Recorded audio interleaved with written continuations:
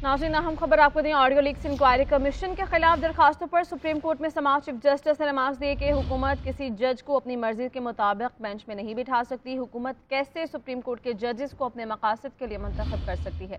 अगर आपने हमसे मशवरा किया होता तो हम आपको बताते। 9 मई को जो कुछ हुआ उसका फ़ायदा अदलिया को हुआ है। अदलिया के खिलाफ बयानात बंद हुए हैं। ऑडियो लीक्स इंक्वायरी कमीशन के खिलाफ दरखास्तों पर सुप्रीम कोर्ट में समाअत जारी है और चीफ जस्टिस ने इस समाअत के दौरान ये रिमार्क्स दिए कि हुकूमत किसी जज को अपनी मर्जी के मुताबिक बेंच में नहीं बिठा सकती।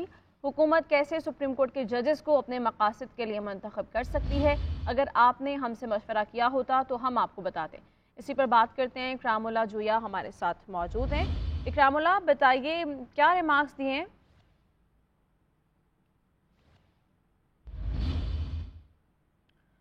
इकरामुल्लाह जोया से हम दोबारा अपना राब्ता बहाल करेंगे। ख़बर आपको दे रहे हैं कि ये ऑडियो लीक्स इंक्वायरी कमीशन का केस है जिसके कमीशन के ख़िलाफ़ दरख्वास्त दायर की गई थी और सुप्रीम कोर्ट में इस पर अभी समाअत जारी है। समाअत के दौरान ही चीफ जस्टिस ने रिमार्क्स दिए कि हुकूमत किसी भी जज को अपनी मर्ज़ी के मुताबिक बेंच में शामिल नहीं कर सकती है। अगर आपने हमसे मशवरा किया होता तो हम आपको बताते।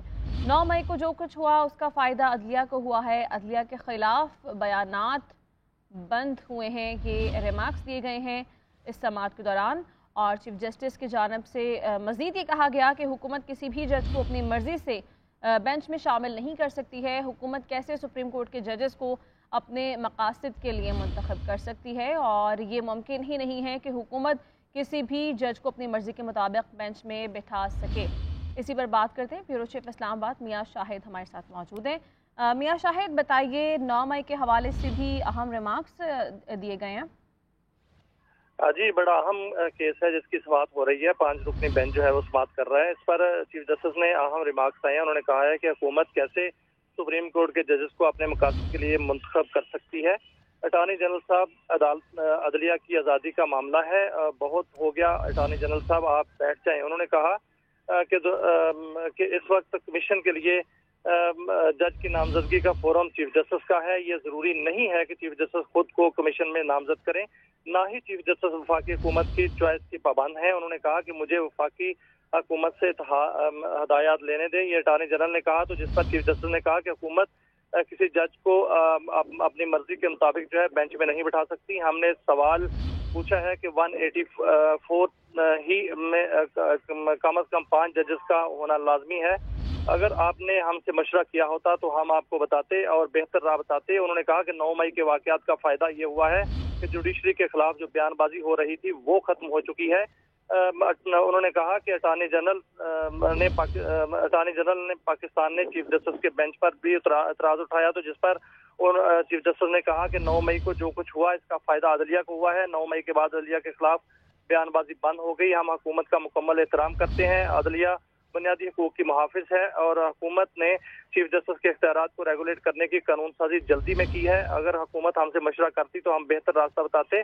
उन्होंने चीफ जस्टिस ने कहा कि आपने जमानत और फैमिली केसेस को भी इस कानून साजी का हिस्सा बना लिया है। सुप्रीम कोर्ट इख्तियारात से मुतल्लिक कानून में हुकूमत को 5 जजेस के बेंच बनाने का कह दिया है।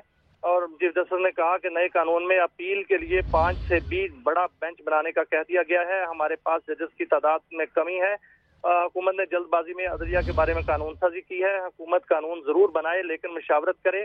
चीफ जस्टिस ने कहा कि हुकूमत बताए कि इसने सुप्रीम कोर्ट के बारे में कानून साजी करते वक्त किससे मशवरा लिया था। हमसे मशवरा करते तो जरूर मशवरा देते।